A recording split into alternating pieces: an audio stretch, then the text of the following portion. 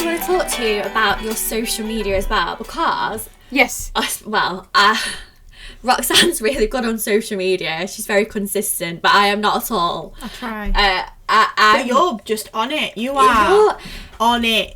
And your audience is very it's, what's the word? We said it yesterday. Well, they're engaged. Engaged, you that's have a the very, word. very engaged. Very engaged. Audience, you have a lot of conversations, and I think that's down to like what you do as well, and you're obviously very engaging with them too. So obviously we saw that you did Inktober, which is great. Any kind of challenge, I've always wanted to do a big challenge like that. Amazing. You do the Doodle challenge, which I absolutely love, and I'm always like, oh, what's she gonna pick? I love how you show up on social media. I think it's great, and I think you can tell that you have like so much time for it, and like you and your personality as well. Your personality really does come through, and it shines through, and I love it. I think after watching a few, even just going down and watching a few of your reels and your videos, you can see how like down to earth you are. Yeah, and you do like skits, which I love. Yes. I love the skits. You just like having a Thank chat, you. and that's where like skits. your personality comes through, and that's why people remember you, I think. Because it's not just your work, they remember you as a person, and that's probably why they come back and like you're able to interact. It's nice to see also, like, because obviously everything is on social media, it's nice to see your development like as a creator and illustrator, graphic designer as well. You can see that, which I like about I like that about most like creative like pages, is when you can kind of scroll down to the bottom and you're like, oh, where did this start? Same with yours, like seeing your like style change and how you've developed your illustration. And it is that's what I love about the feed as itself. Like I curate it quite meticulously. Like I have a layout that I sort of follow, so I almost like draw out how my feed would look when I put those things. Obviously, because I've got a lot of colours and a lot of clashing stuff, you kind of have to be conscious of how you're putting that information out, which with the new content that I'm making, like the video content, I'm finding it's quite nice to break up some of the work and people being like, oh, let me check out what this video is instead, or like, you know. Because it's very video driven at the minute, isn't it, social media? It is. Which is annoying anyway. So that was a thing. So I had like a bit of a meltdown a couple of months ago now. Oh God, I can't. Time.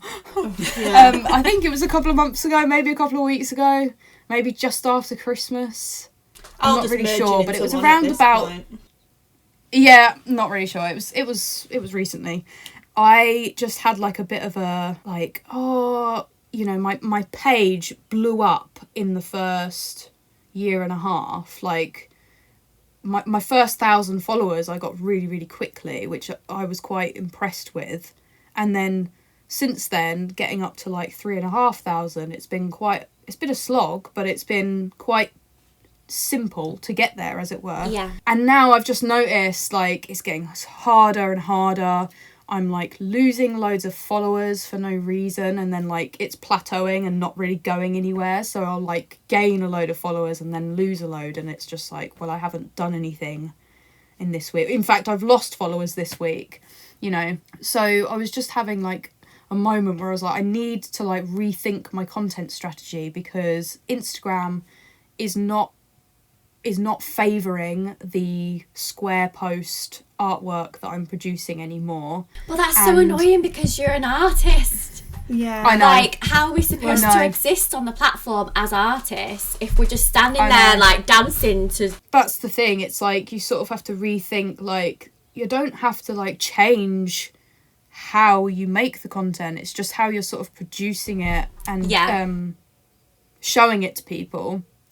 So like, the thing that kills me most is like spending 5, 6, 7 hours on a drawing, and then to just be like, right, let me show them the fucking outline. Oh, okay, now let's show them the finished piece. Ooh, 7 seconds, and we've done a video that is going to be given like 0.3 seconds of like attention. it's heartbreaking, it really is, but that's why I was like, right, I need to change my content so that people want to come to DoodLEX feed and they want to see this stuff. So that's where DoodLEX skits started. Yeah. I used to do a series called DoodLEX Chats, which was a podcast series essentially. I would screen record my drawing and then condense it into 15 minutes and then just do like an audio over the top, just chatting about whatever. I love that because I've not really seen anything like that. It kind of reminds me of like, I know this sounds really geeky, but I used to watch like, I play The Sims. I used to watch like The Sims builds where they do like a speed build and she just chat over the top. A bit like that. Yeah. Like, but I've never really seen that with illustration before. I don't think. Because I feel like there's somebody who I've seen on YouTube potentially, but I can't remember the name. Yeah, so it actually was inspired by do you guys know of Bailey Syrian? Oh yeah. Murder Mystery and Yes, I love watching Bailey's videos. I don't know this person. Someone enlighten me. Oh, you need Murder Mystery and Makeup Mondays. Murder Mystery and Makeup So Mondays. she'll do a makeup while talking about like a true crime that's been heavy on her noggin. I love it. Honestly, you need to. Laura, that's your homework. Yeah, no, that's Laura's homework. We need to get into this. Well, I've got to like put all the stuff in my studio today, so I'll watch it while I'm doing it. And it's great idea. Great idea. Because she's so great though, because she like obviously she talks about like very like sensitive topics and true crime and stuff, but the way she describes them, it's so, one, empathetic, and two, she kind of navigates around that space in a very respectful way.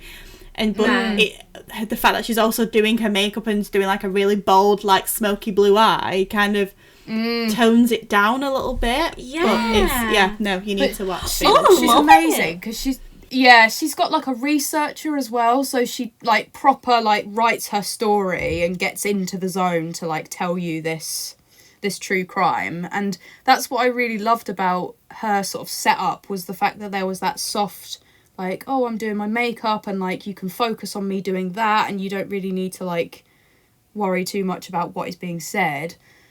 I just loved that sort of format of like, watch me do something while I talk about something completely different. And that's where I sort of thought, do you know what, I could do it with my illustration and show people the doodle process, but then also just like have a random conversation about feminism or like I love it. You know, my journey of like becoming an illustrator, or just like I've done a couple with some other people. So I spoke to a guy called Bearded Horse. He's on Instagram. He got on to chat with me and we spoke about feelings, like just feeling your emotions and how important it is to do that, and just an open discussion about mental health. I had another artist, she's called Ruby Tull, and she does like animal pun artwork. It's amazing. If you haven't seen her, you need to check her out. I haven't, but I will, because that sounds great. Yeah, I think you would absolutely love her. And she was also like an artist that uses cannabis quite a lot. So we had a discussion about like what weed meant to us, and you know how that sort of developed for us in our artwork. It's great that you're having these conversations though, because it's like it's opening up a safe space to have this dialogue without it having all these negative connotations reacted to it. And it's like, here's how it's actually helping us, and here's how I'm using it as something to help with my creativity rather than using it to block out feelings, which I think is the narrative that they run with quite a lot. Yeah. That's basically the DoodLEX like brand encompass, that it's a bit of a cliche, but I want it to be a safe space for all. I want people to feel like they can come and talk about things or open discussions about stuff that maybe society doesn't really openly allow for people to do. You're breaking the barriers. In a safe, yeah, in a safe space, and I just feel like the people that I'm engaging with, like you say, the people who are engaged with DoodLEX, like it just feels like they're on such a level, like they feel like they're on the same level and they get that's what I'm trying to do, and it's really good that I'm receiving that, like, that sort of engagement back from people, and it's working, you know, like, people are having discussions. Like, with my DoodLEX skits recently, I spoke about my psoriasis. Yeah, that opened up a huge discussion for people in the comments. And, you know, like, it's just something you don't expect. Like, you suffer with something on your own, and then you open up to people, and it's like, oh yeah, same. It's just like, yeah, why didn't we talk about this earlier and like make each other feel less alone? It's like how I've opened up about my PCOS journey as well, and I've actually had people private message me and say, this is what I do to help, and have a look at this, and try to take this, or try to cut this out. And I think that's it. Opening up these discussions, it makes it more normal to have these conversations with strangers on the internet. Yeah. And with people that you know weird, as well. Yes. That you would never have talked to before. Thing. Yeah. I like to think, like, most people in my life I'm pretty open with, and they're all pretty open with me too. Because I just like to breed that kind of environment, if that makes sense, so that people feel they can just... Like, it's almost weird when you, like, go to someone and they start talking about their feelings and they're like, oh, sorry, that was really, what are they, like, do you know what I mean? That was really open of me, or that was really, too much information. I do. She does. Yeah, and I'm just like, no, that's just normal to me. Like, I don't know. There's an episode that we've filmed, and I was rewatching it the other day. I don't think it might not be out yet, or it might be. And there's a section where Laura talks about something, and all of a sudden she's the topic, I can't remember, we're not speaking about mental health, and then for some reason the topic goes on to mental health, and you're like, oh yeah, sorry about that, and then you kind of get over it. So that's something that you actively do still, even though we are both still so open. It is something that does creep in, and you're like, oh, I don't know if I should have said that.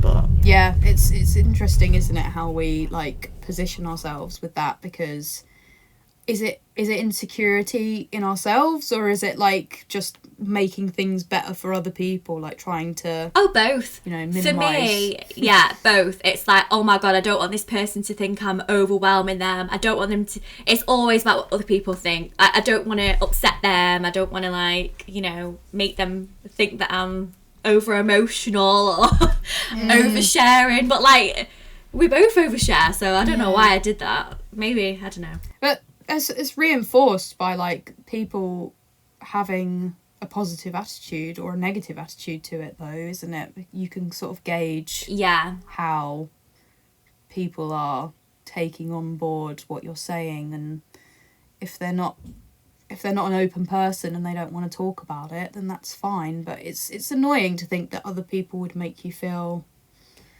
like you can't express yourself. I don't know where that comes from. Probably society, because I think it was about mental health, so that's probably why. I think I said something like, I'm depressed, and I went, sorry. Yeah, I think you did say that's what it was. Yeah, I think I said something like, I'm not numb anymore, I'm just depressed. I think that's what it was. And I was like, oh, sorry. But it's true, so whatever. I'm not gonna be sorry about it from now on. Thanks for pointing that out. Good. Sorry about that. Let's move. It's the word sorry. You just kind of have to, like, remodel what the word sorry means, don't you? We filmed so much. An episode with Charlie from Illustrated by Charlie, and she says that stop apologising for things that you're not actually sorry for. And since then, I'm like, do you know what? Great. I need to, like, take a tally of how much I say, oh, sorry about that. And I'm like, no, I'm not sorry though, so stop just saying like it. minimising yourself. Yeah. No. Yeah, exactly. Let's do better, guys. Let's do better. Yes.